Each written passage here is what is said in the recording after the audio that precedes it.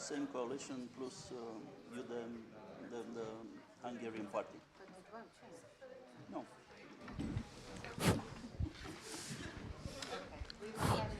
It's just a technical solution, not a strategical one.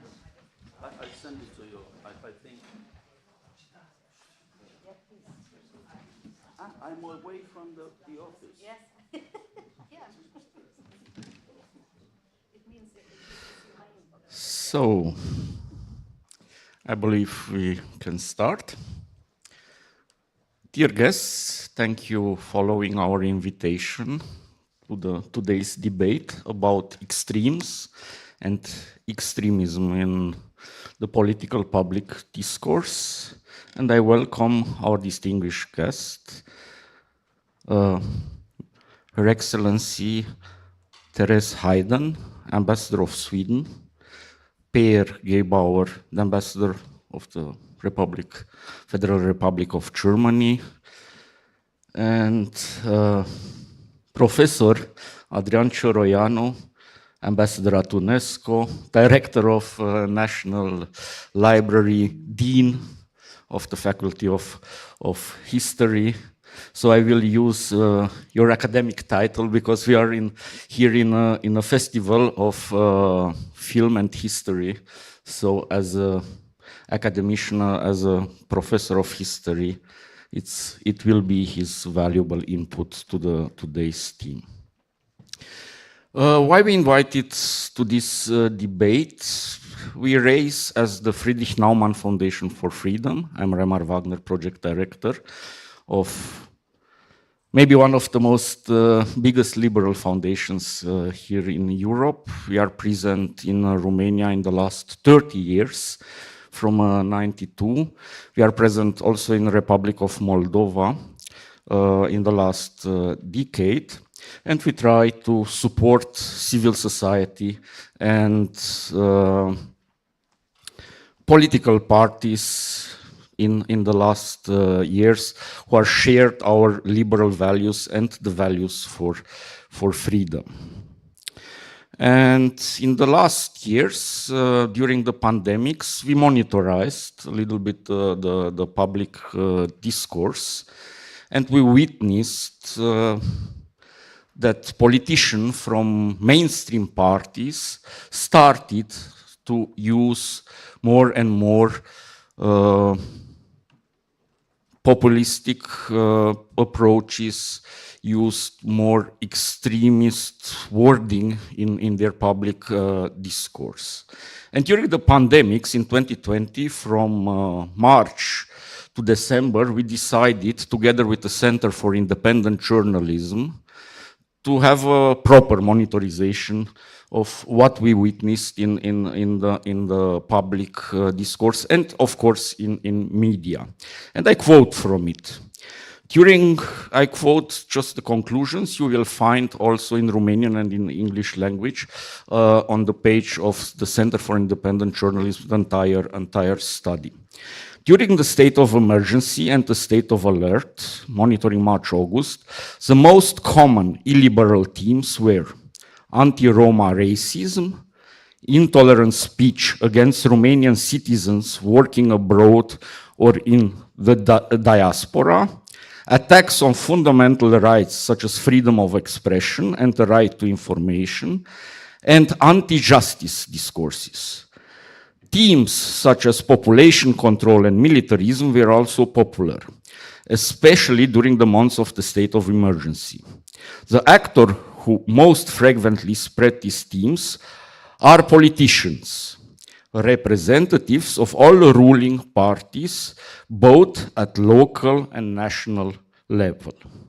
So one of our conclusions of this study was that the mainstream parties have not only failed to attract nationalist and radical voters, than that they tried to do in their intent, but also have prepared, nurtured, and even legitimized the ground for the success of our, of course, who is growing now in the polls, having over 22%.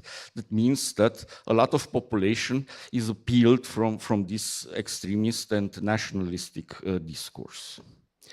And if we look at the latest xenophobic scandal, maybe you witnessed this in the public discourse regarding the mayor of Timișoara. We see that actually from 2020 to nowadays, the situation was worsened. And maybe we expect in 2024, of course, next year, in the super election year, on local elections, on national elections, on European elections and presidential elections, that we will, I use the word maybe, that we will have maybe a brutal campaign in the public discourse. So just to remember the case of Timișoara, the last, because Dominic Fritz is like a target for our there in Timișoara. A convicted businessman who also attended the wedding of our leader George Simion, among others, called the mayor a Nazi chicken leprosy. The post was commented and liked by local councillors, a member of the parliaments, several members of the National Liberal Party, the PSD, the Social Democratic Deputy Mayor of Arad, a former PSD Secretary of State at the Ministry of Culture, and our Member of Parliament applauded the Grobic attitude with likes or comments. The PSD Prefect demurred, the PNL leadership did not.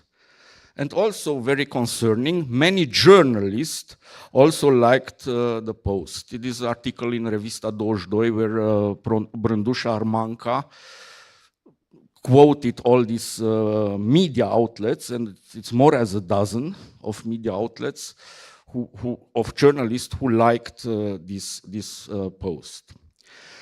The Pen Club and the voice of the activist, poet and writer Radu Vancu was one of the first to react publicly. Nazi chicken leprosy. This label has absolutely all the hallmarks of the fascist and Nazi language of years gone by. Leprosy, the intention is to turn man into a disease, which, like all diseases, must be eradicated. Fascists, including the Romanian, spoke of Jewish syphilis.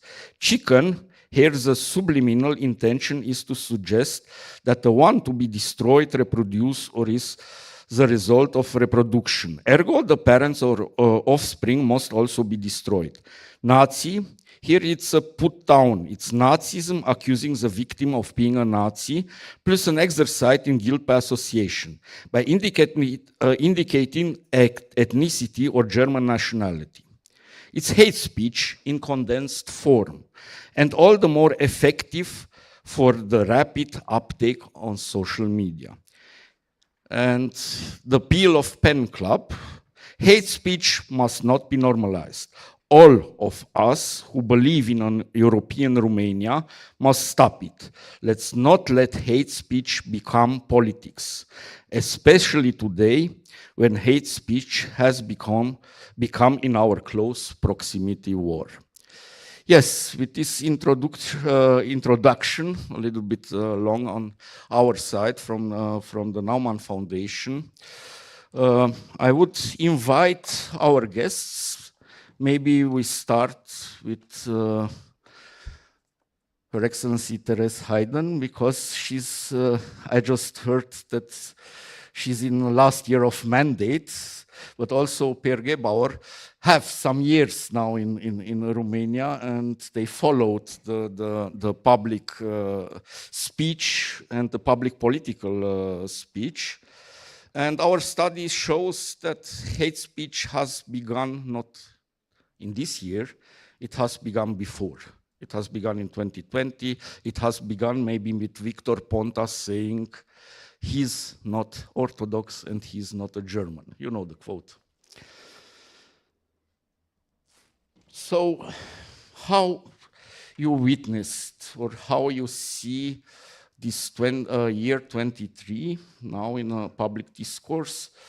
Are you worried about public discourse in Romania? Do we need to be concerned about how politicians, how easy they use all this? We had it, Nazi, chicken, leprosy. And they are heavy words, and if we use them often, maybe we just bring this discourse in a mainstream, and maybe that's not normally. How you feel about this? Thank you very much, and thanks for inviting me again to this festival and to be part of this particular panel on such an important topic in the Romanian context, precisely because of the upcoming super election year with 4 elections in a very short period of time.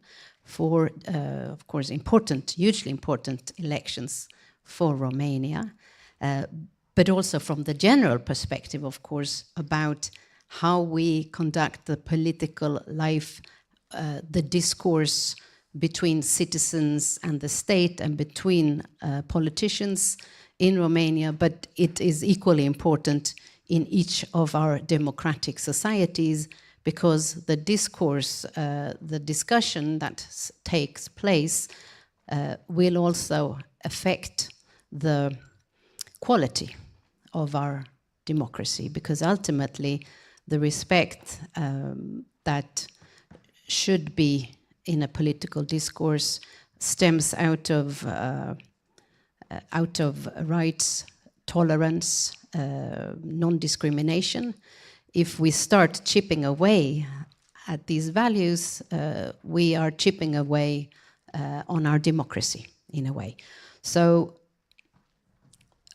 I happen to be here for the last round of elections in 2020, and I did see, and this is, I say, not unique for Romania, but a lot of personal attacks, I guess, between politicians, that perhaps the discussion for the public, for the general voter in Romania, was not so much about specific actions that the politicians and the political parties wanted to achieve, but more about on a personal level, personal attacks of different kinds.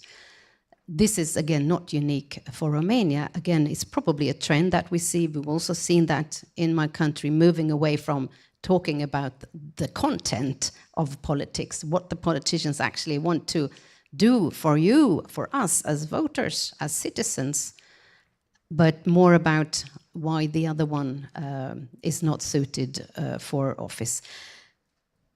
Since the coalitions, and probably because the world around us changed a lot, notably because of the full-scale invasion and continued war of aggression from Russia on Ukraine, the political discourse, I think, on the top level at least, has been somewhat more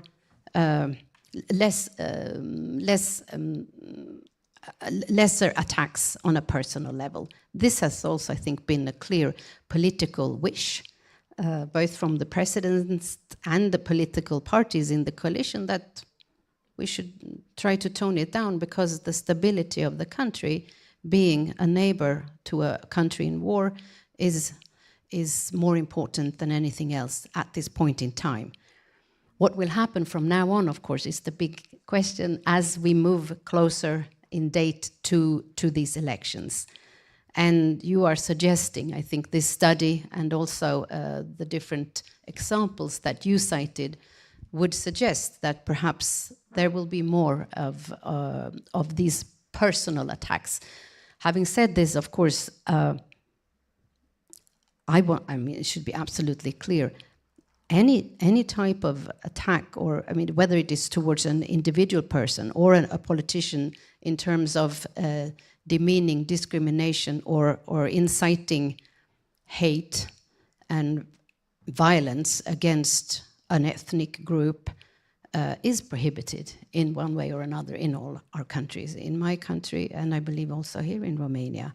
The question is, of course, whether it is being enforced. That's for the institutions. And the other thing is, of course, what are the reactions from the political leaders. And if the top, and of course it is particularly important what politicians do, because they, and I speak here, I mean, I am a civil servant, I work for governments, for politicians, regardless of the government that will be in force, I serve them. So speaking as a civil servant and as a voter in my country, of course, we care about how the politicians behave because they set the tone for how we should behave. If they allow discrimination and demeaning comments and continued discrimination against minorities in a country, then I would feel that it's fine for me to behave the same way. I think what will be particularly challenging in this election year, I will soon finish. I will finish with this comment. Will be, I think, the particular difficult and sometimes vulnerable situation that female politicians will find themselves in. To be a female politician is always a little bit more difficult. Here in Romania, there are fewer politicians, female politicians. They have less support, and they are more under attack from all kinds of harassment, verbal harassment, physical harassment, sexual harassment, at the local level, regional level, and at the central level. In that situation, you can imagine what it is like to try and represent your political views or to try to do good work in your community or for your country. Still, there are many politicians, female politicians in Romania, but certainly they are in a minority. It's the responsibility of each political party to make sure that their female politicians are treated fairly in their own political parties and by the other political parties, but also, of course, to encourage them, so that Romania, being 50% men and women, have a good representation in the upcoming elections. Thank you.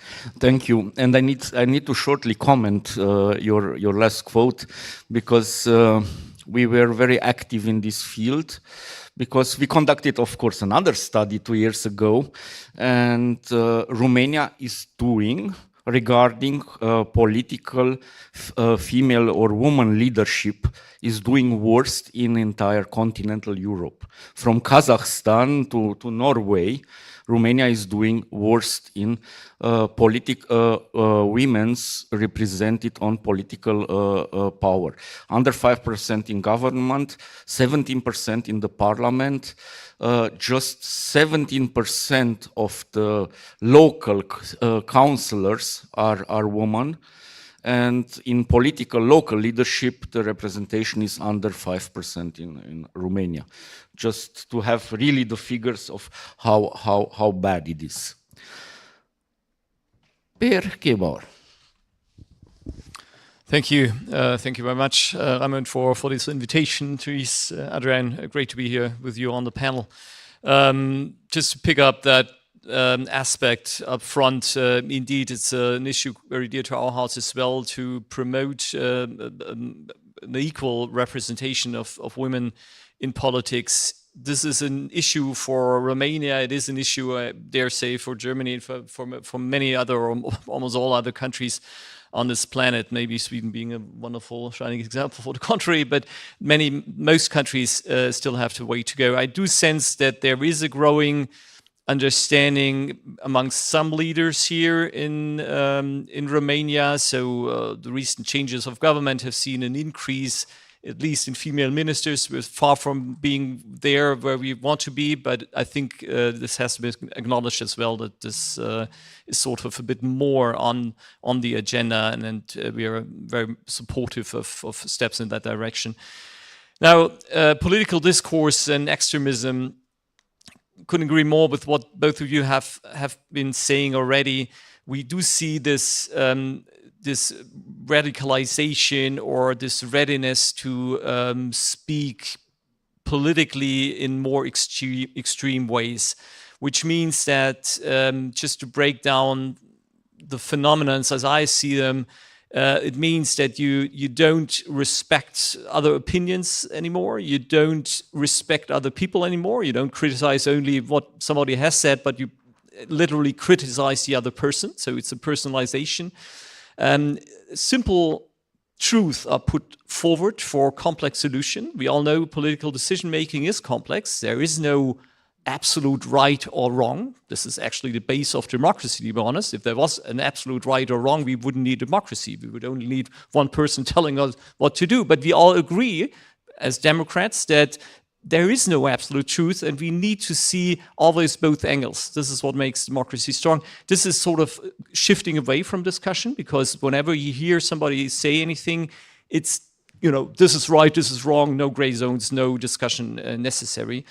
And in addition to that, and that's also a very worrying phenomenon in this political discourse, we have lost our common factual base. We don't have the same facts anymore, right? People, all these conspiracy theories you would read, you're amazed to see that people are not only, you know, having a different opinion on the same facts, they just are obviously in a different world. And this is very threatening and driving this phenomenon as we see it. Now, you said it's, you know, you see, Raimar, a trend of this being sort of pushed or driven by politicians. I agree with the examples you've mentioned, but I dare say it's a problem of all of us. It begins also in the societies. It would be easy, as always, to say, well, it's the politicians that do something wrong. No, it's actually our societies, every single one of us using social media, and that's obviously, when it comes to what are the causes for this phenomenon, it's a key driver. There has been a tendency to sort of, not respect one another anymore, not listen to one another anymore, just trying the easy beating win by, offending somebody else, calling him a Nazi, calling him whatever, and then feeling better by the number of clicks you generate by doing that. So I think we need to address this within every sphere of society, the society itself, the politicians, media, I dare say as well. The traditional media has come under a tremendous pressure because of social media taking part of their business away. They've come under political pressure. They've come under the pressure of losing the readers and listeners and viewers. And some journalists give in to the temptation sometimes to also, be on the market more quickly, maybe, being heard more vocally. And I think this is a danger again for all sectors of society. This comes when it comes to what we see, and that of course leads us, and we'll have probably more time later on, to a question of how do we address this phenomenon, what can we do? And again, it won't surprise you when I say we all have to do something, not only the politicians. But I'll stop here. Thanks. Domnul profesor, întotdeauna când inviți un istoric la o discuție, îmi place că un istoric n-are cum să nu aplice un filtru în care vine cu o înțelepciune de secole pe care le știe așa din istorie. Și întrebarea mea este cum percepeți dumneavoastră acum ce se întâmplă astăzi?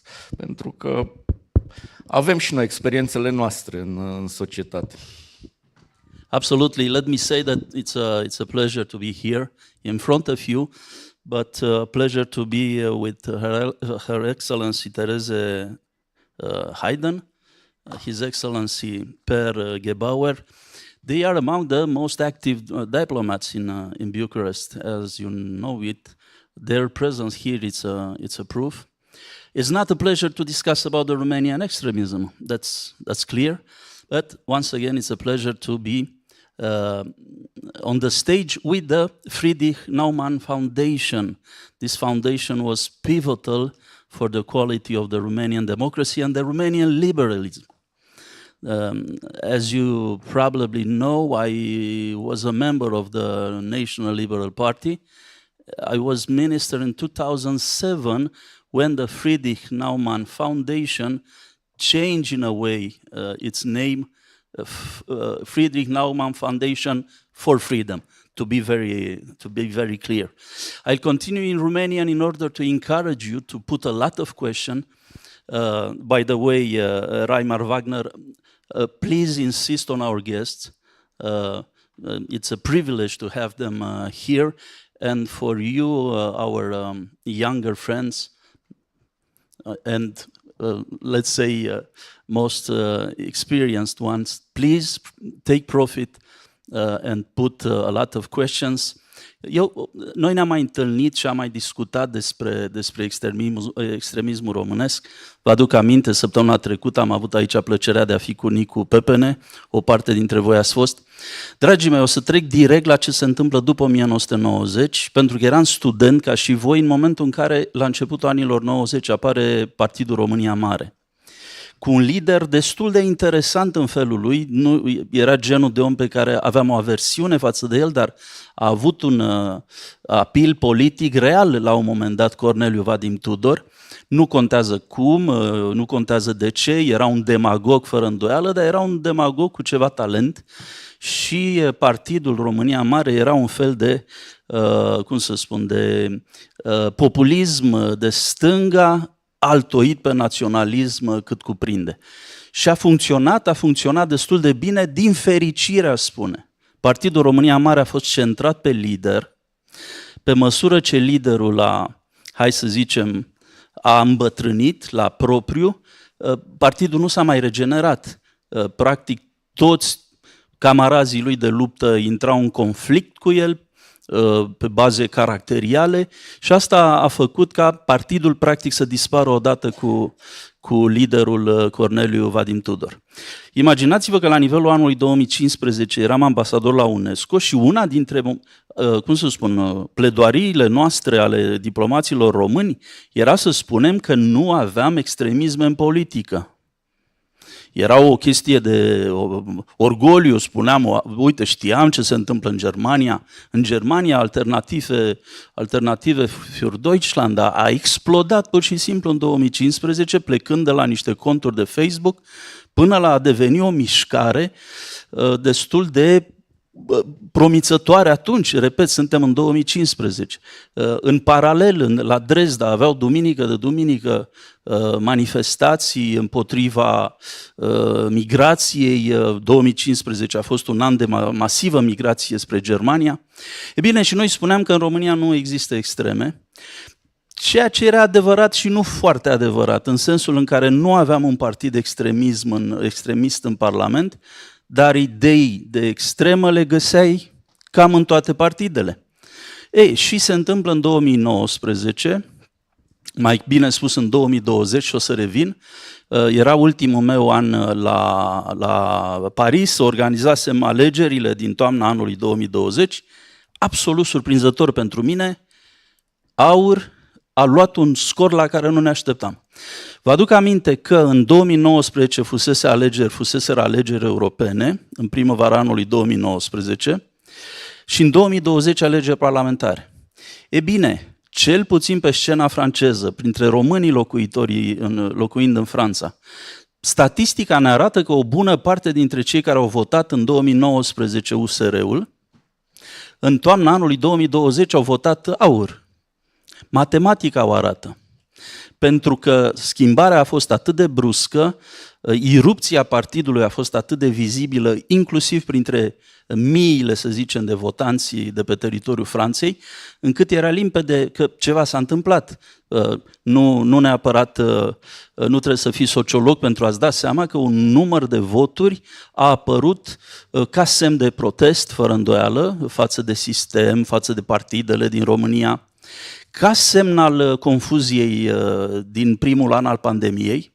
Vă aduc aminte că 2020 a fost primul an al pandemiei și noi practic am avut alegerile la sfârșitul acelui an și fără îndoială că a jucat un rol și această pandemie, dar mai este ceva care ne diferențiază și față de Suedia, din păcate, și față de Germania și față de alte țări mai din nord. Românii au o încredere slabă în autoritate. Asta este o particularitate a țărilor din sud.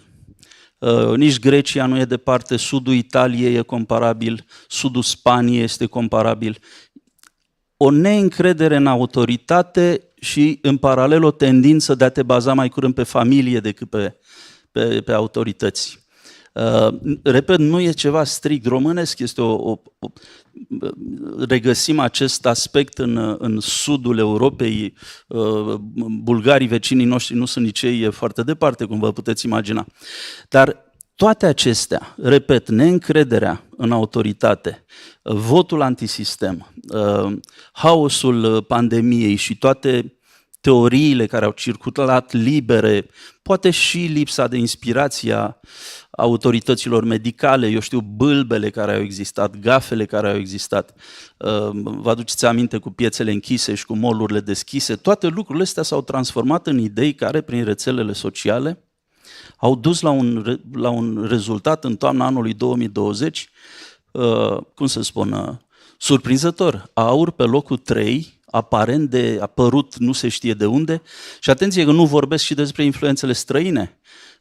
Fiind în compania unor diplomați, evident că trebuie să măsor eu însumi cuvintele, dar eu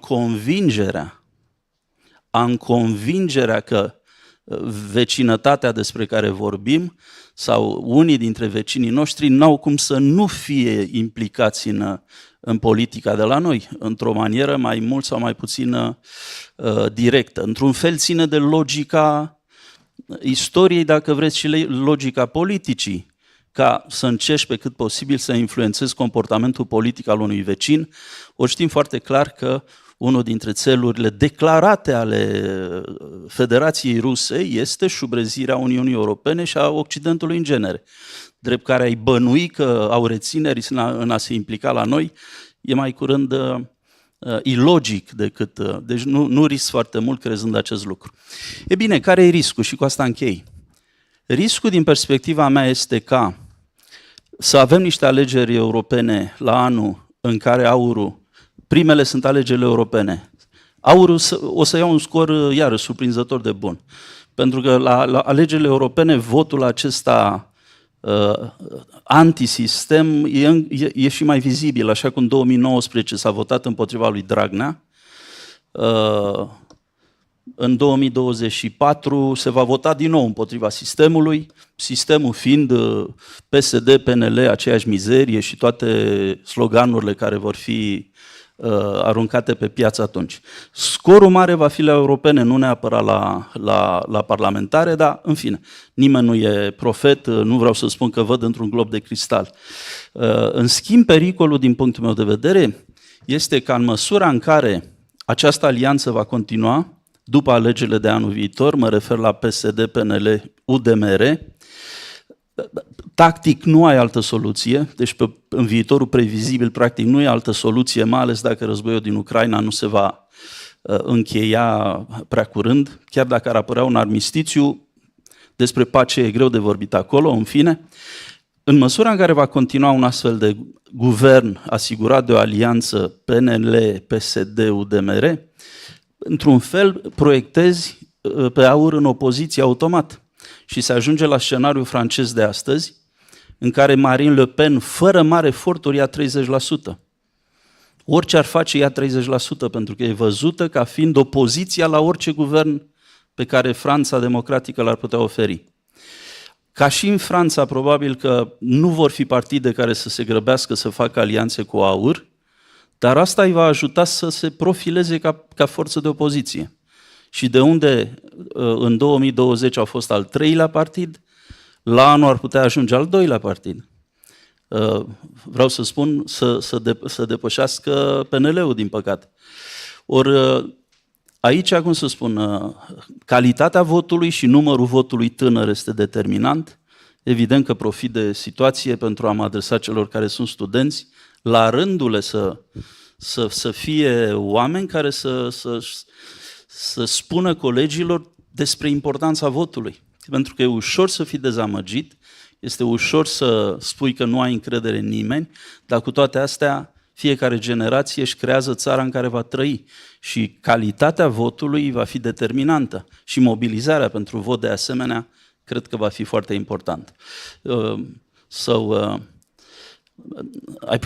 From now on I prefer to listen. Probably I'll have some words in the end, but take the opportunity put your question. We have two excellent diplomats here. Thank you very much. Mulțumesc mult. Yes, you are definitely right on this mistrust in authority in Romania. And we have nowadays few examples. People fighting with police officers on the beach, being vigilantes, or we have the case of the mother unfortunately died with this, and yesterday people go with graffiti to the medicine and wrote on her cabinet. That's also mistrust in the law and in authorities that they make.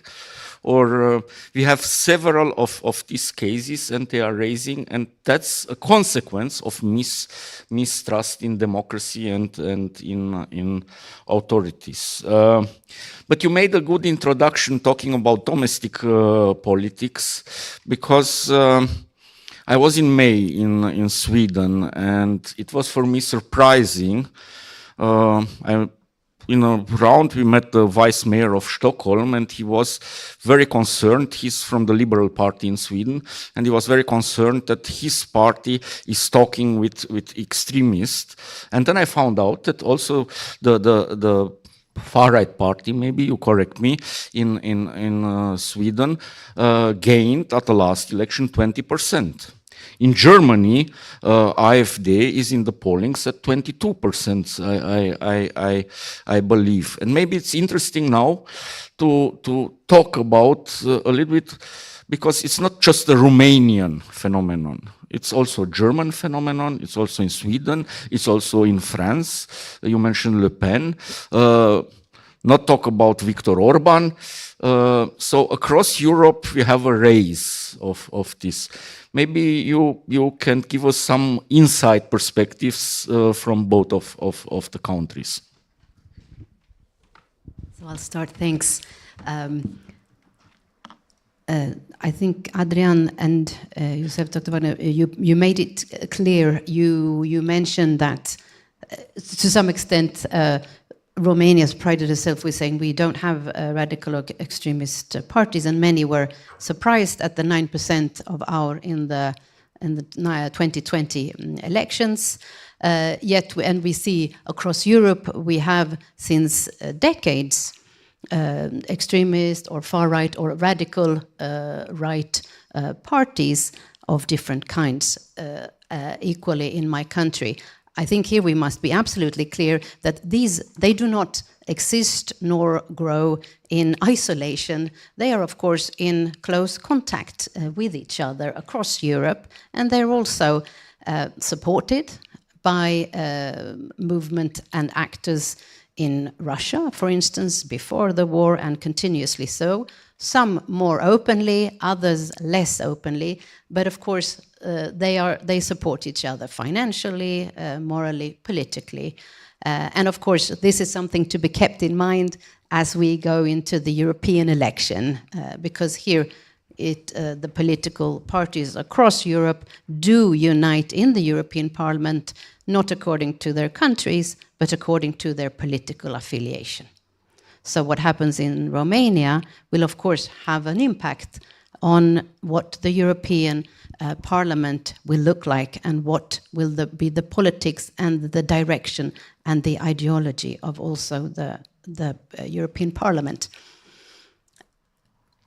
In Sweden, what we have right now, since the elections that took place in the autumn, September last year, we have a right-wing coalition. I think the days in democracies where one political party would have a majority, more than 50%, are gone. Okay, I think in Netherlands they have 12 political parties. We have 8, 9. We have a coalition in Germany. We have funny names for them. We don't have a funny name for ours, but nevertheless, it's a coalition. Coalition means it's a compromise. Okay, it means that none of the political parties will get all of it. Which means that we as voters, we vote for one party. We won't get all of it either. That makes it more difficult in a way to find the perfect match. But this is what the political landscapes do look like everywhere. Having said this, we have this coalition. and with the 4 political parties, right-wing, liberal, center, right-wing, liberal. They form the government, but they are supported by the radical right-wing party, Sweden Democrats. So they are not in the driver's seat in the government, but the government and this political party has an agreement of about 60 pages covering a lot of domestic politics, where they have agreed already that in this particular policy field, this should be our common stance.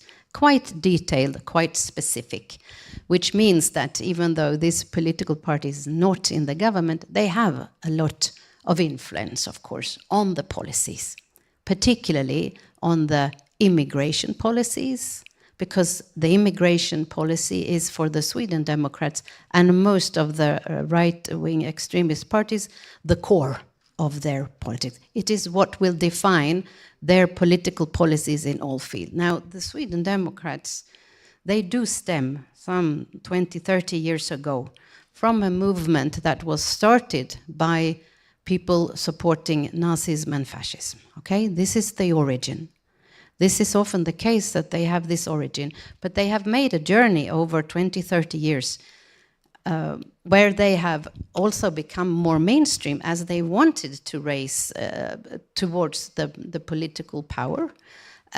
In such a journey, there will always be people leaving, starting other offspring parties that may be far extremist, really radicalism, whereas this political party has made a journey where they have become more of a household name and having policies in all different policy fields. What happens at the same time, I think also Adrian explained this, is the mainstreaming or the moving in of other traditional parties, where you would have things that were perhaps not so easily discussed before are now more easily discussed, such as a limit in Sweden. The immigration issue has been a case in point after the huge immigration wave or refugee wave we had following the war in Syria. I think after Germany, Sweden per capita took in the largest number. I think Germany in terms of real numbers. But between our countries, I think we are now seeing the effects of that on the politics. I think those parties who were very much opening in power and opening the country are now struggling with that, and we do see difficulties in integration. That is not happening overnight. This is from a long time before also. But this anti-immigration, or if we have a problem, what is the solution? Easy solutions, as Per said, easy solutions. If we have less immigrants, we will have a better life. Well, unfortunately, it's not that easy. But this is the journey that has happened in Sweden, and I think the traditional parties have moved into those fields. I think this is something that we will likely see in Romania as well. The discussion will be centered around issues that are also brought up by extremist parties. One thing perhaps to keep in mind is not to define, for any particular party, not to define your strategic view in short-term tactics on how to win the votes above another party. I think what we all want is, of course, to have what we need as citizens and societies is precisely what Adrian also mentioned, trust. Trust in our institutions and trust between ourselves, and a little bit of hope. If we don't have hope, it feels a bit useless. And sometimes this is what I can sense here, the lack of hope. And I think the last thing I will say in this round is perhaps that I've understood it's getting trickier and trickier for us as ambassadors, or I think for anyone, to understand what actually goes on in the country, because the public discourse is not only in television or out on the street or in families and in a foreign language here, etc. But it's online and on many different platforms. So it's really, and it's taking place in closed circles and in echo chambers as well. So it's hard to get a feel for it. I cannot say I have myself a full view of what is the discussion in Romania. But when I speak to some people who have a better view, or at least say they look into this issue, what I hear and what is, I think, a concern is that many young people, and I speak under your guidance, some of you are here, young people, I would say under 24 years old, you feel disconnected from the Romanian politics and the Romanian society. Okay, I see nodding. You feel perhaps that no one is looking out for your concerns. And then, of course, we have a situation where there is a media that is perhaps putting out news stories, telling what happened. Yes, there was the beating, there was this and that happening, but taking the quality of journalism in television, in paper and online is perhaps lacking in the duty of public service. We should be also explaining why things are happening. Not just that something happened, but why happened? Why did it happen? What are the consequences? What can be done? And with all these elements, yeah, it will be an interesting year to come.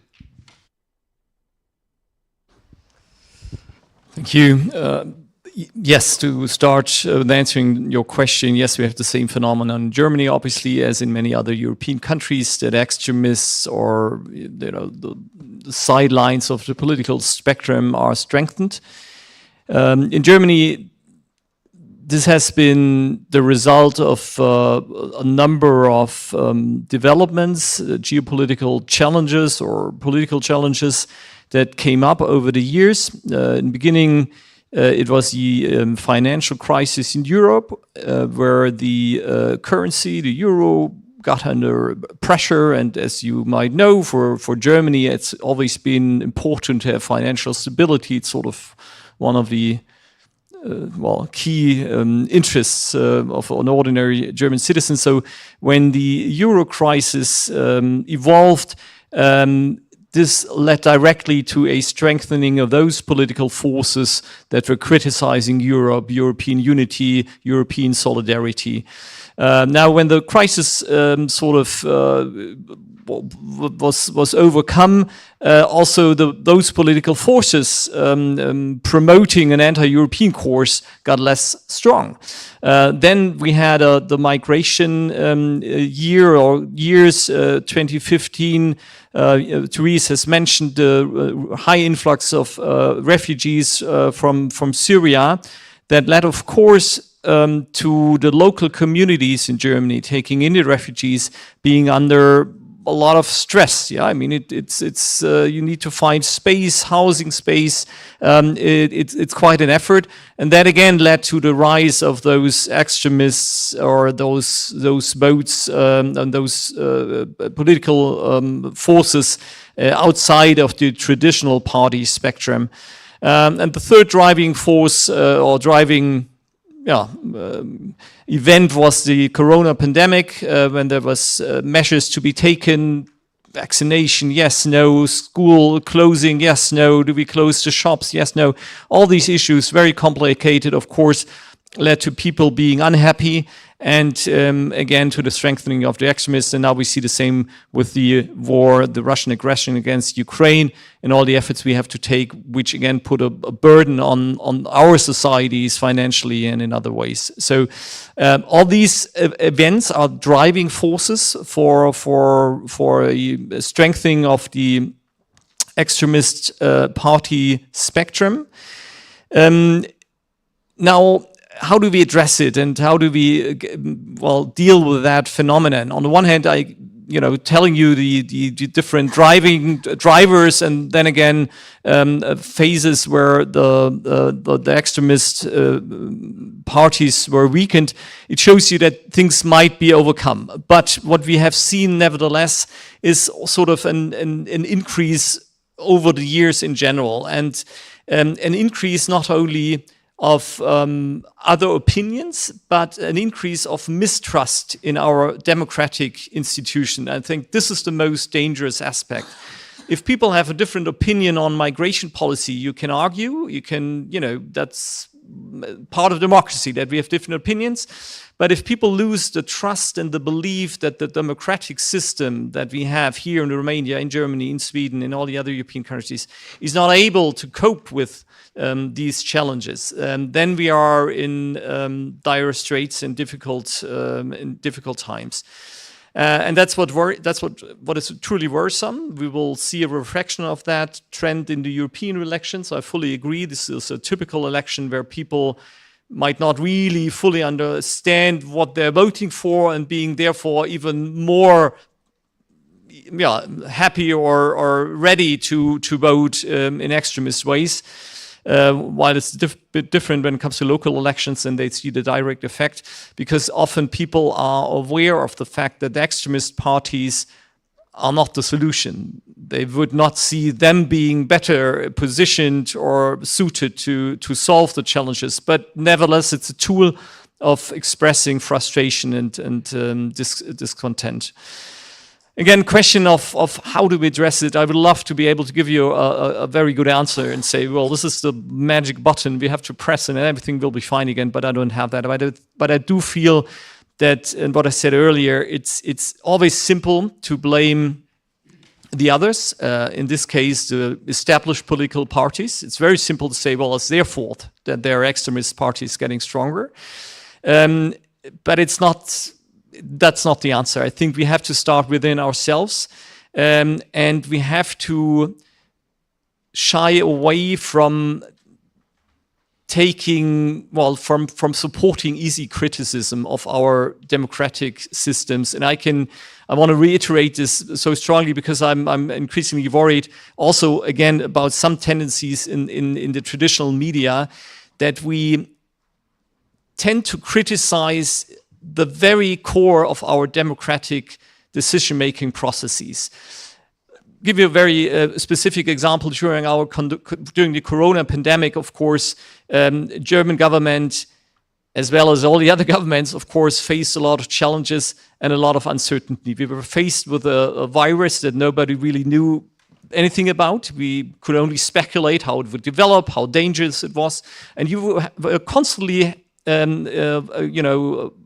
facing very harsh decisions. As I said, do we close schools in order to avoid a further spread of the virus, in order to therefore protect the vulnerable part of our societies?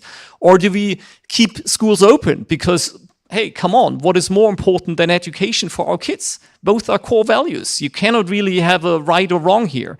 Is it right to push for vaccination, or is it, should we be more skeptical because we don't know about the risk of a new vaccine? Is it right to close the shops, again, to avoid the spread of the virus? Or should we keep shops open because the economy is the backbone and we shouldn't, make those people working in shops or owning shops being the only ones suffering?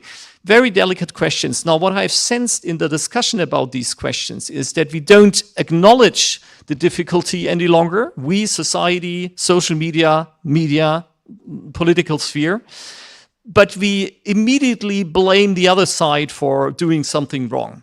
I was always appalled by reporting along the line, again, they have discussed for hours in Germany in the various fora trying to come up with a decision. Again, they have discussed the whole night, and they didn't come up with any clear answer and just made a whatever of compromise. I almost wanted to scream to those people saying that, listen, this is democracy. Come on, this is democracy, that we don't know the answer, but we struggle. And struggling for an answer, for a joint answer, does take time. It does take time, and in the end, it's never a clear 100% answer. It's always a compromise, because people have different opinions. That's the part and the core of democracy. But instead of celebrating this, instead of celebrating it as a how should I say, a fascinating story of democracy, it was downplayed, it was bedeviled, it was reported as being the end of the political system, and that's the true danger. sorry for being so outspoken, but I think we all need to make sure that we acknowledge the value of our system that we have, and that value consists of us constantly discussing, constantly accepting the fact that there are other opinions, always remembering that we might have an opinion, but we don't have the absolute truth. Nobody has the absolute truth. There is no such thing for political decision making. And by doing this, I think, and that's the only answer I can give you to the question of how do we address it. By doing this, I think we can save our system. Again, acknowledging that things take time and we never have a perfect answer, but we nevertheless need to struggle, because every other system that gives you a clear answer and a quick answer is an authoritarian system, and we don't want to live in that. We have tried over history, all of our societies, for many occasions. It always went wrong, so let's believe in the system we have. Thanks. Yes, and you basically started now a little bit to go in what can we do. In Germany, it's a kind of cordon sanitaire around AfD, so all the democratic parties don't speak or don't collaborate with AfD. In Sweden, we just heard that they have agreement to supporting the parliament. In Romania, we have a kind of cordon sanitaire around AUR, and because all the parties say, no, we don't collaborate. We don't know how long this will remain. Is this a solution? What kind of solution we have to not have any more in politics, because that's our topic, in politics, these extremist and extreme voices, to play them down, to bring them to have this reasonable, calm, maybe voices, to have a civilized dialogue, or to enter the dialogue, because you said it very well. And also this question goes to you, Mr. Professor. Maybe and then maybe we wrap up and take some questions from the audience.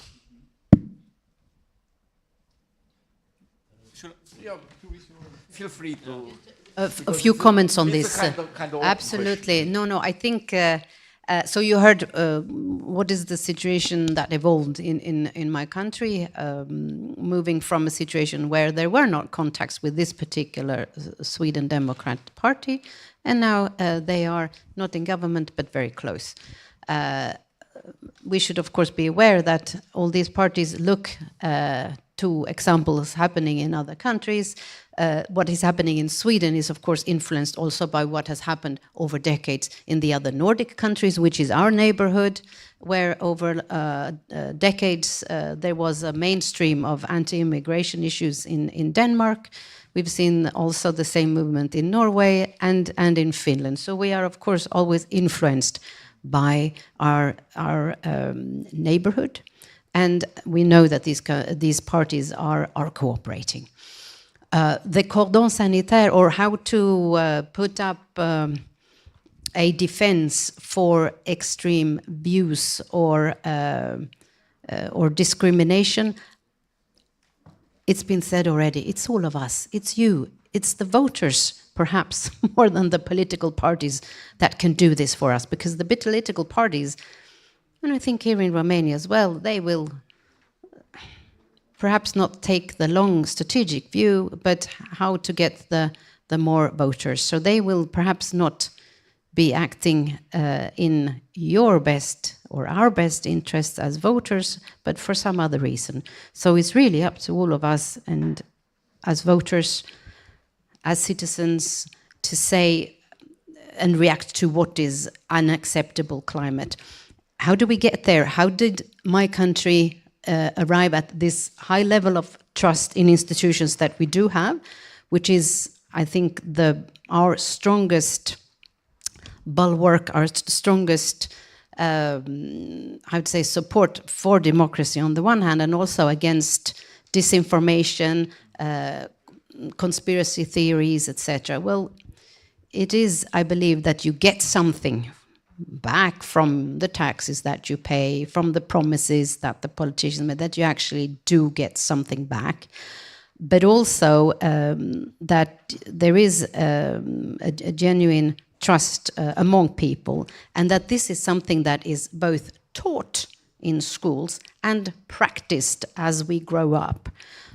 It is part of the Swedish school curriculum, is a long introduction with a lot of fancy words, but that there's actually, how to say, a portal paragraph saying that what the Swedish schools should do is, the first bit is not about to learn maths and to learn how to read and write and learn things by heart or learn about the history of your country or the world. No, it's about how to be a decent citizen, how to respect other people, how to not discriminate, how to empathize with other people's views, how to make an argument, etc. And this is not one course that is being taught at a certain grade 8 or 12 or whatever. No, this is something that should be part of the entire education from from 6 years until you finish school at 18. So it should be part and should be practiced. And I think by doing that, we do train ourselves and our kids a little bit in how to make that argument, how to actually listen to others, how to respect the fact that we disagree on something. I respect your view, and then we can move on. If we have that practice, if we have that acceptance in our societies, we stand a better chance. This, I think, is one way to move forward in an age where we will continuously be flooded with information and disinformation. And the best thing we can do is, of course, to try and listen and trust each other and to be informed. And this will be the challenge for the traditional political parties in Romania to try and capture or reach out to the younger generation in this country, because if that doesn't happen, it's a lost opportunity. You are voters, you are the future of this country, and you have a lot to say. And if there is not hope in a country, what happens? Well, then people take their things and they go elsewhere. And for Romania, that is happening, and it's also affecting, of course, the future of this country. Yeah, I said a few things on how to best address it. Just quickly then, agreeing with what you said, Therese. One, we all need to focus on our communication. We, political leaders, media, society in general, let's not give in to the temptation of saying something loud and presumably, I don't know, raising more attention. It's always might be a temptation for somebody who said, you are an idiot, instead of saying, well, I see what you're saying and I do respect your opinion. I have, I beg to differ in the sense that I see it a bit differently. That's always more, how should I say, you have to think a bit more. It's easier to just scream out loud and call somebody an idiot. Let's not give in to that temptation. That's the one point, focus on our communication. Two, what I said earlier, let's always cherish what we have in our system, which means that decision-making takes time. It never ends at the point where you feel I'm 100% happy, because you always will have a slightly different opinion from the decision that is actually taken, but that's part of democracy. Let's not give in to the temptation of feeling it would be better to have a system where my opinion is always fulfilled. This would be wrong.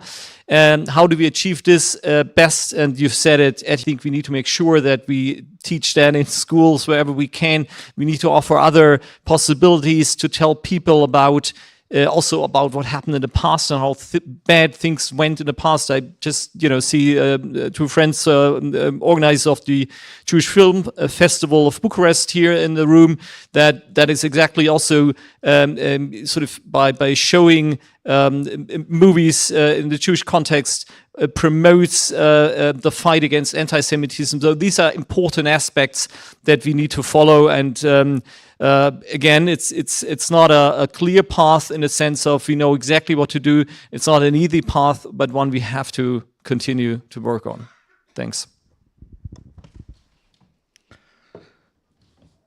So, if you have question to our guest, okay, I see two raised hands.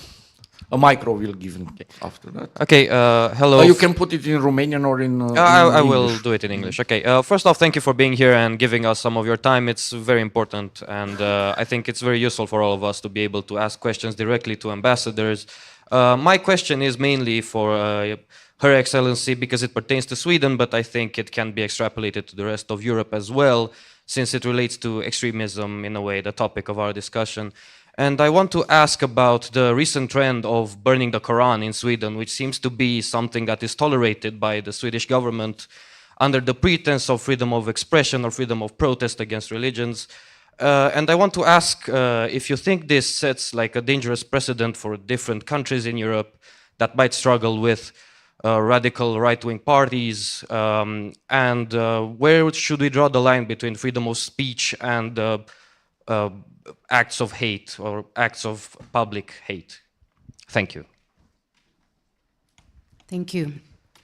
The current events that started already last year, I guess, with the politicians asking to burn the Quran, and that has been heightened in the past couple of months, are first of all not isolated events. I'll come to that, but they are like you say, not illegal in Sweden. It's not illegal to burn the Quran nor anything, nor to make any other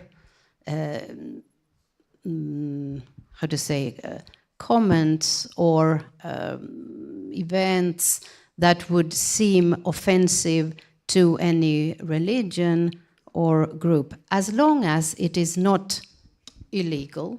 And in Sweden, you would have three situations where it is a criminal act, which would be when it's illegal discrimination or when it is incitement against an ethnic group. Okay, so just the mere fact, and I'm just trying to explain the legal situation in Sweden.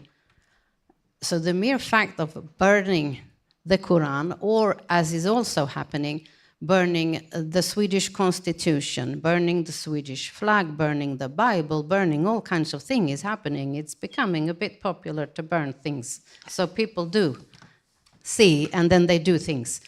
That is fully allowed, precisely like you say, under the freedom of expression.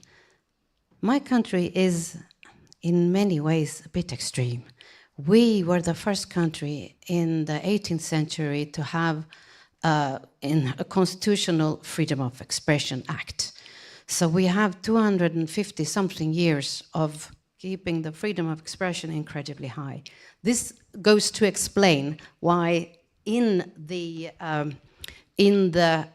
context where you might have the respect of others and the freedom of respect of one opinion and the freedom of expression seemingly clashing, the freedom of expression in our legal tradition is considered more valuable. Here, Sweden is differing, I think, from most European countries. I know in Germany you have different views because you also have a different history. In Romania also you cannot do.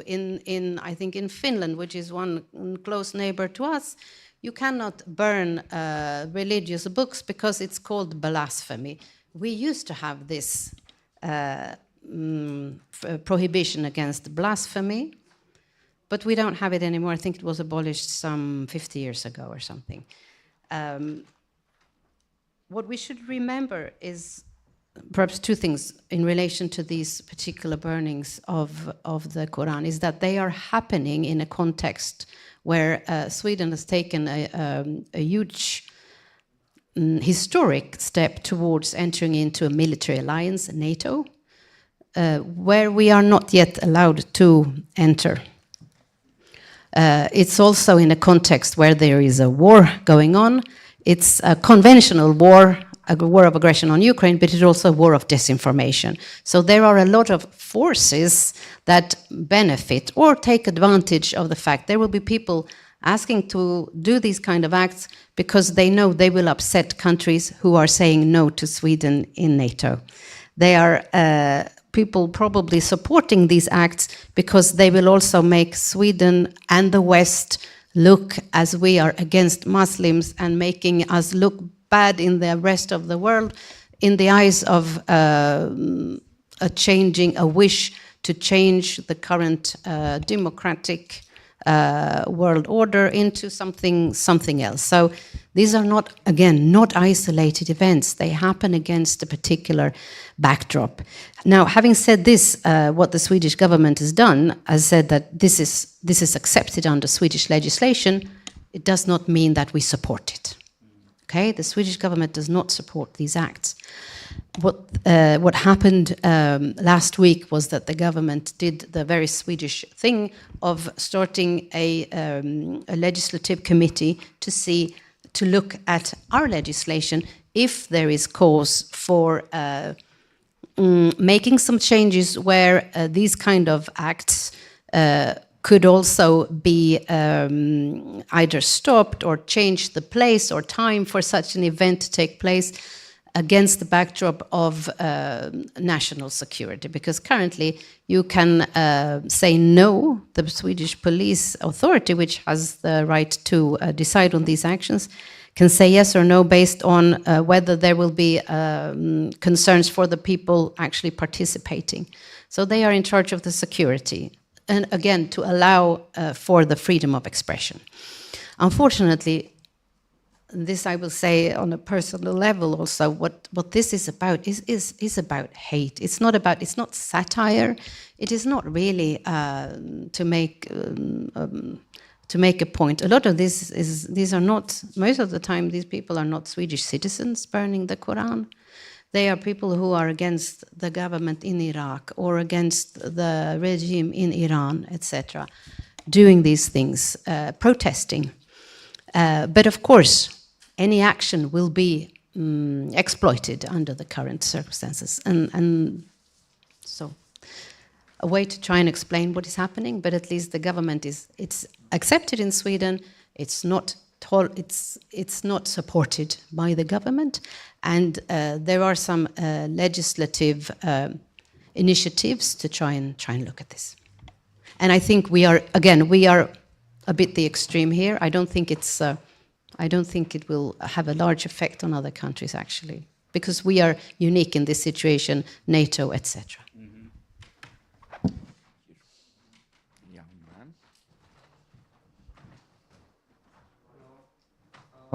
My name is Iremia Florin, I'm a student. I wanted to ask His Excellency, Mr. Gebauer, if taking in consideration your relationship you have with Germany, if you think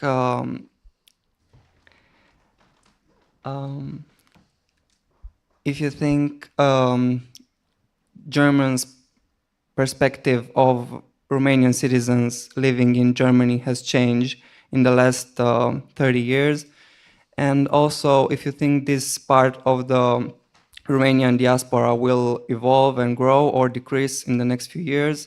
Also, if you think Germany is ready or willing to take under its wing a new generation of Romanian students or workers. Thank you.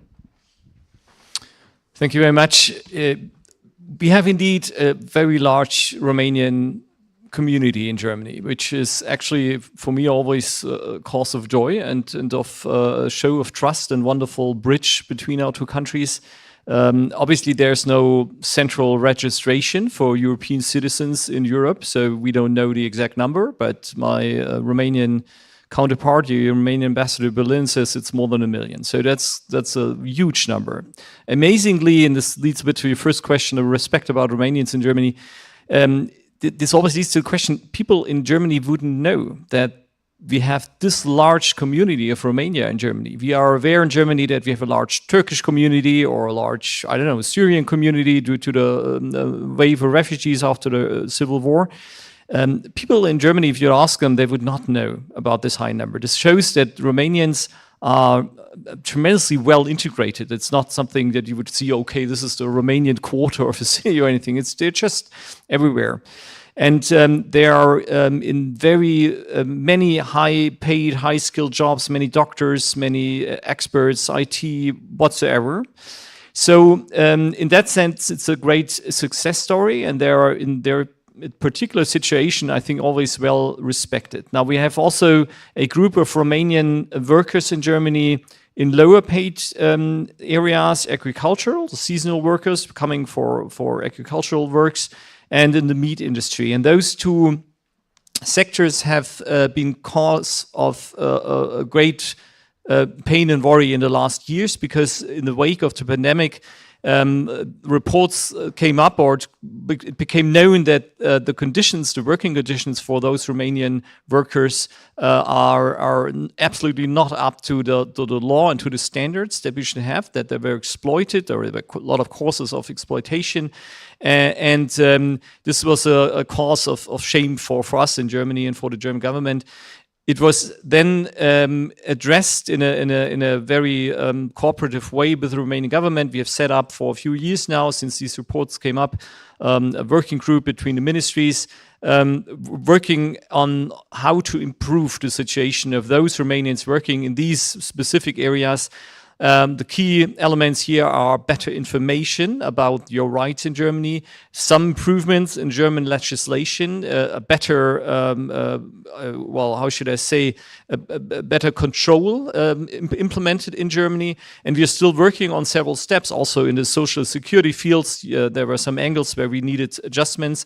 We are continuously working on that. I have to say, it's always a cause of joy for me, and a reason for being thankful to our Romanian government partners for addressing this with us together, this aspect. It could have been easy for Romania to just publicly bash Germany for the deficits we had there, but the Romanian government took a different path and say, no, we acknowledge that Germany acknowledges that there were some deficits, that work together on improving things. So this is a bit about the worker issue. The question how will this develop in the future, I don't know, because the community aspect, as I said, we're benefiting from the great Romanian talents that are working in Germany. On the other hand, Romania is lacking the skilled laborers on the same path. And so it's not something we would actively promote, all the Romanians, please come to Germany, because we feel it's not fair towards Germany. I mean, we have an open European market, open labor market, so people are free to choose. But of course, I would also be, happy to see more talented young Romanians staying in Romania and bringing this country forward as well. And I think the chances for Romania are very good in this respect, because there are more and more high-paid jobs here and things are improving. So I think a lot of reasons for Romanians to stay here. Maybe just a quick, to finish it, question on the respect in general, because there is always, I have to admit, from a German perspective, Romania has been a bit in a well, not so much known. I have to admit, people in Germany, and that's true, I think, for many Western European countries, are not so well aware of what's going on in Romania or what Romania stands for than it is the case with other countries. And if stories about Romania appeared in the past, they were often had a bit of a negative connotation, whether it's, street dogs or corruption or whatsoever. You wouldn't read the whole story of Romania. This is something I've always felt angry about. Being here, seeing how not only beautiful, but also talented and wonderful this country is. Romania deserves better, and Romania deserves a better picture all over Europe.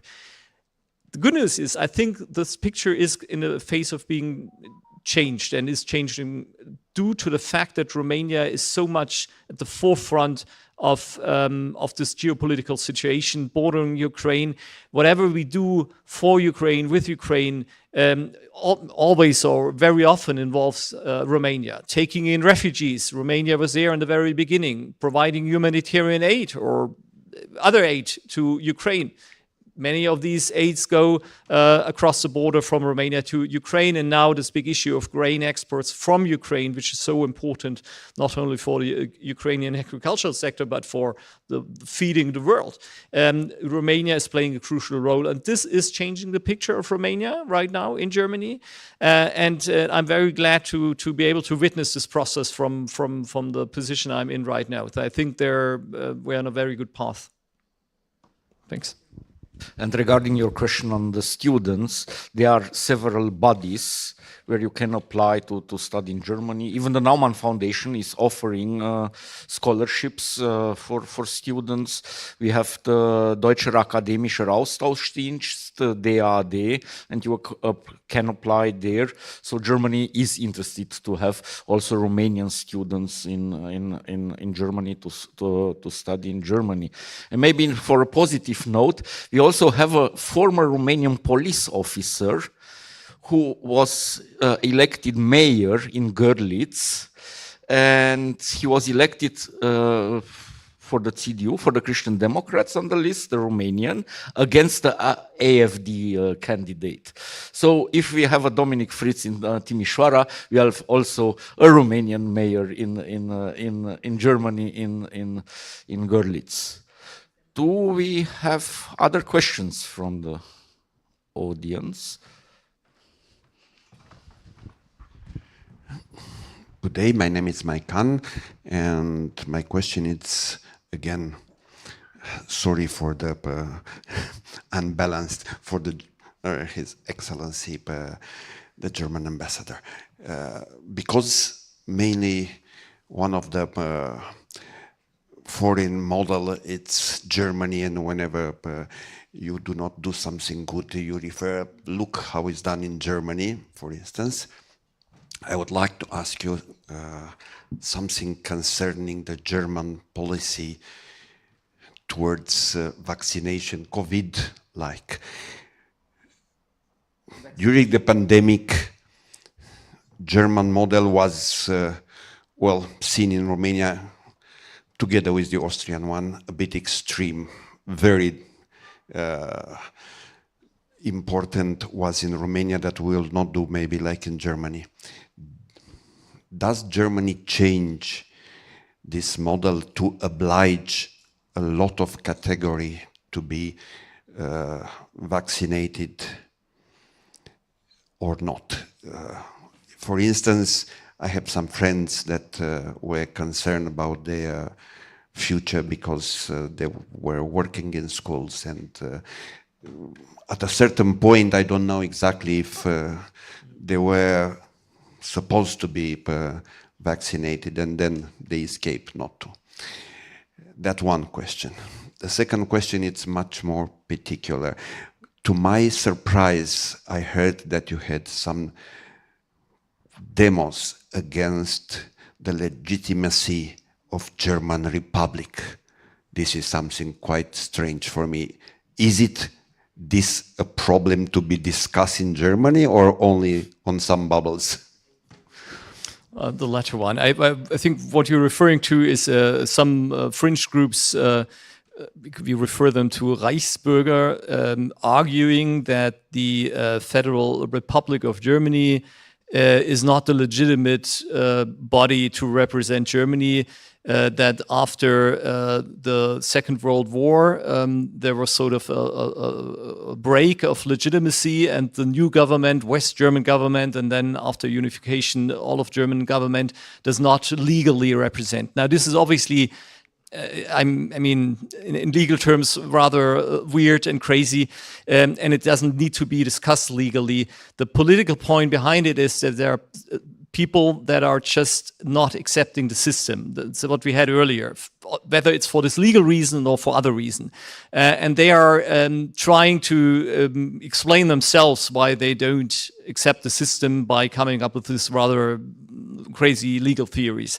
So I mean, you don't have to take it seriously legally. We all have to take these phenomena seriously, in the sense that we must work towards ensuring that our societies, the people living in Germany, have trust in the society, in the system, and acknowledge it as the system to work within the system for their opinions. This is what I would always advocate. Vaccination, we had a phase where you were not able to do a lot of things without being vaccinated or have a fresh vaccination, a fresh corona test. You were not able to go shopping, you were not able to travel, you were not able to go here and there without being vaccinated or tested. So this you could perceive as a de facto obligation to get vaccination. At least there obviously was some pressure, because it would make your life a lot easier if you were vaccinated, instead of having to, in the beginning was for free, but later on maybe having to pay for a test every day and having the burden of going to test. So there was a de facto, not an obligation, but sort of force towards vaccination. We then had a discussion I think it was in fall 2021, of introducing indeed a legal obligation for certain groups, teachers, workers in the medical sphere. It was discussed. A lot of politicians, at that time we had a very heavy wave again, as in Romania.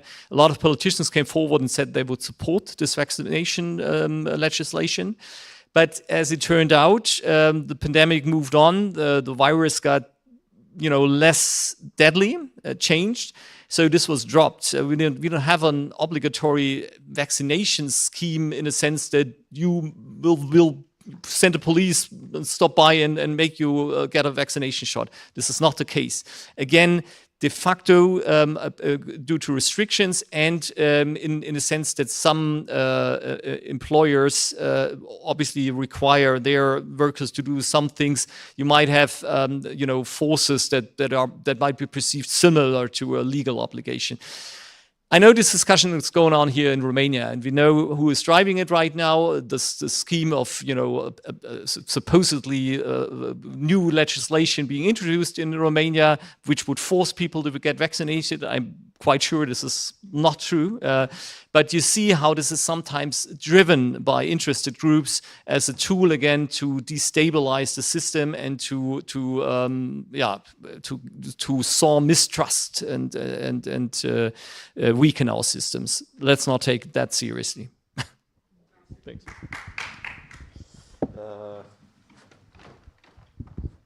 Yes. Okay. Just maybe to mention on this vaccination issue, and Adrian Cioroianu said that USR voters were choosing after that to vote our. So our studies and our polling showed up that even libertarians voted for our because of the vaccination issue, because USR was firmly pro-vaccination. And that was one of the issues where a category of voters switched, by the way, just to put it in the Romanian context.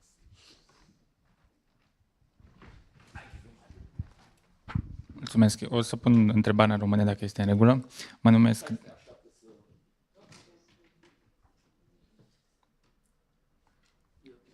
Numele meu este Dean Mărișescu și aș dori să vă întreb cât de departe considerați că poate ajunge extremismul și dacă societățile democratice ar trebui să pună niște limite mai clare asupra acestui lucru, și în aceeași idee dacă scoaterea în afara legii a unor partide extremiste vi se pare o soluție în acest sens.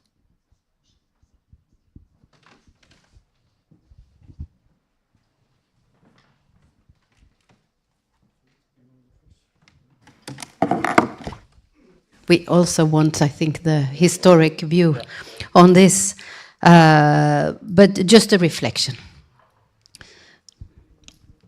Democracy is still the best way we have to make sure that we have societies that respect every human being.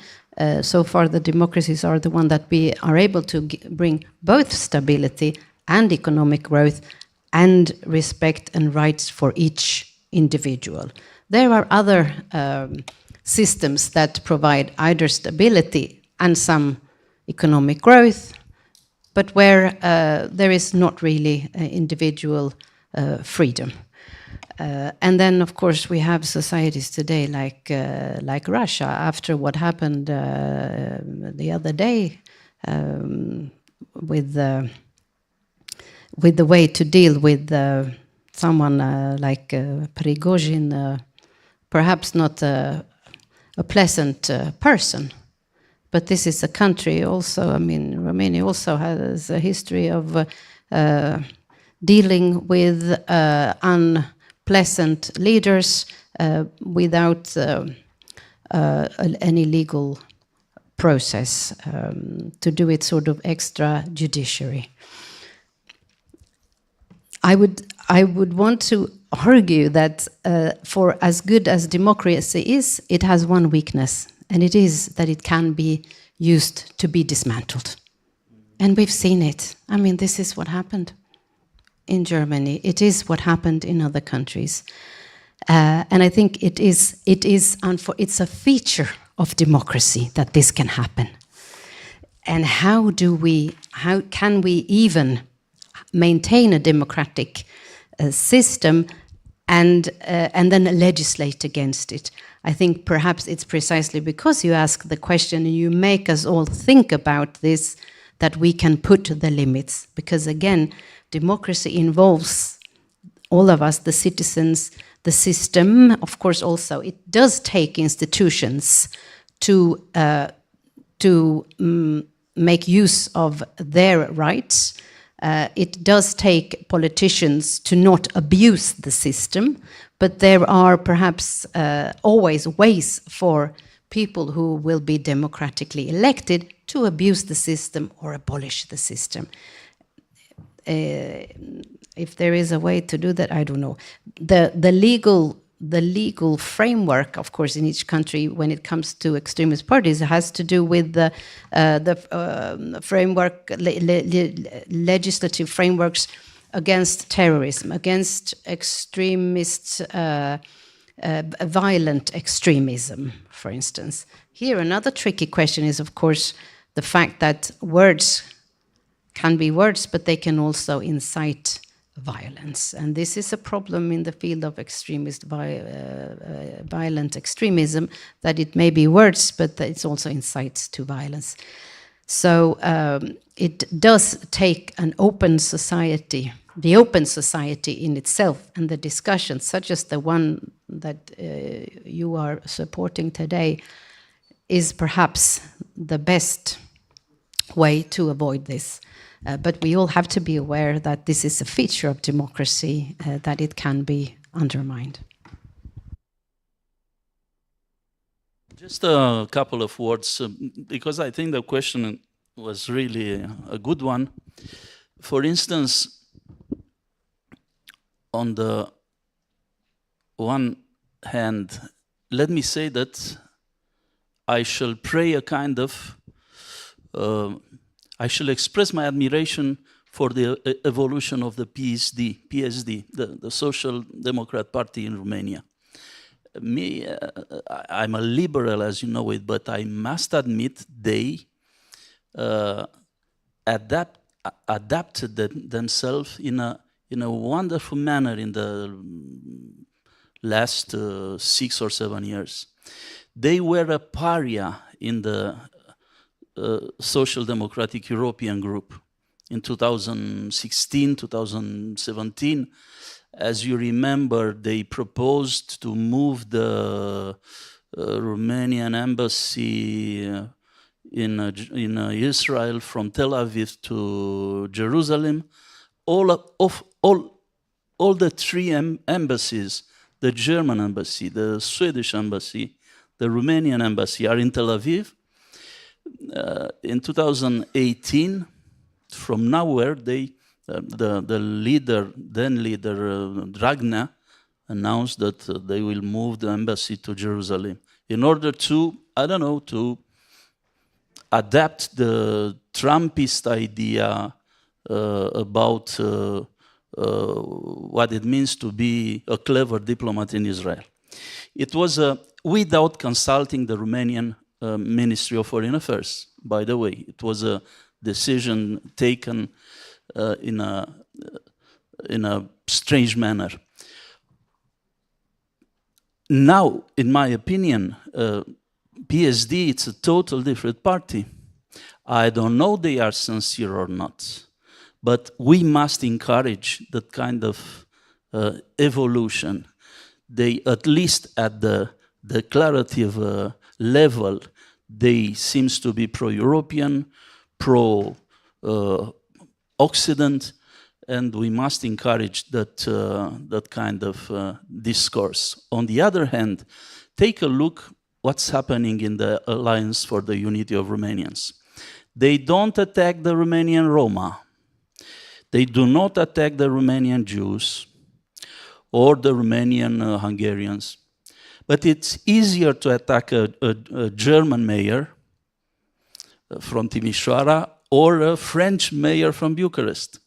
You know the manner, how they pronounce in an ironic manner the name of Clotilde Armand, which is a French, of course, woman transplanted in Bucharest. So in a democracy, every party is opportunistic, that's clear, including the Alliance for the Unity of Romanians. But this is an evolution also. It's a negative trend. By opposite, with the positive trend of PSD, the negative trend, so it became easier to attack a French or a German. That's not politically incorrect to attack a French or a German in Romania. Of course, it's politically incorrect to attack a Roma or a Jew or a Hungarian. So they are very keen to keep a low attitude, less aggressive attitude towards the Jews and the Roma, and that's a sign of their capacity of adapting themselves to the reality. In my opinion, those who are able to attack a German or a French are always capable to attack a Jew or a Roma. It's just let's say, their sense of, I don't know,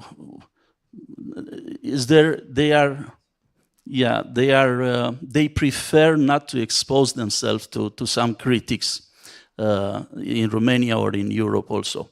The forbidding parties is not a solution. It's what our history shows us. The Communist Party was put out of the law in 1924, and was not a solution, unfortunately. So we must respect all the polemics in a democracy, and we must accept the risk to have some political fights with such a party, Greater Romania or Alliance for Unity and so on. Forbidding parties is not a solution, in my opinion. From the German perspective, indeed, we experienced in a brutal way how democracy offered the enemies of democracy to destroy democracy in 1933 and the following years. We therefore have always promoted the concept of wehrhafte Demokratie, a democracy being capable of defending itself. We try to also incorporate it in our political system, but it's not an obvious thing to do, how to deal with extremist parties. We have the tool of parties being outlawed in our system. It's very high requirements. Constitutional Court has to decide on that. We traditionally are very restrictive in using this tool because it can also backfire. It must not be a tool of the established political parties to just get rid of whoever becomes potentially a danger, because if you use it too often, then it might be a readiness to just, okay, this party is stronger than ours, let's just forbid it, hey, easy. So that's not going to work. Plus, if you have a large part of the population that would vote for a party being outlawed with it, in a sense, you might also lose, again, the trust of them. And democracy can only work This leads to the first part of the question, how do you perceive the development? We don't know, but we all have to work for it constantly, and it can only survive democracy if the people are willing to fill it with life. No matter how our legal system is, no matter how strong our constitution is, no matter how perfect our laws are, democracy is doomed if the people are not accepting it. And I think this is, just leading to how do we need to address it? Constantly work for it, spread the word. It's great to have you here and see all of your interaction with us and your engagement, and I think this is what makes a society strong. So I do leave today, despite the very harsh or difficult aspects we touched upon, on a positive note, because I sense if this is Romania, Romania is on a very good path. Thank you. Yes, thank you. Just we have one particular case in Europe about a party being forbidden, and that's in the Republic of Moldova, where the Shore party was. And from our liberal perspective and democratic perspective, it's highly questionable what happened there. We know the reason. We can understand the reasons behind. He was the guy of Russia, he's a crook, he's an oligarch, we're talking about the Shore party. Yes, is it the solution? I doubt. So we are really in time. If somebody has a last very question, no. If some of the speakers want to have a final quote, but I believe we had time to go extensively in this subject. Keep posted, and thank you joining us in this debate, even online. We were streamed online. On behalf of the Friedrich Naumann Foundation, again, thank you for the speakers and thank you for your attention.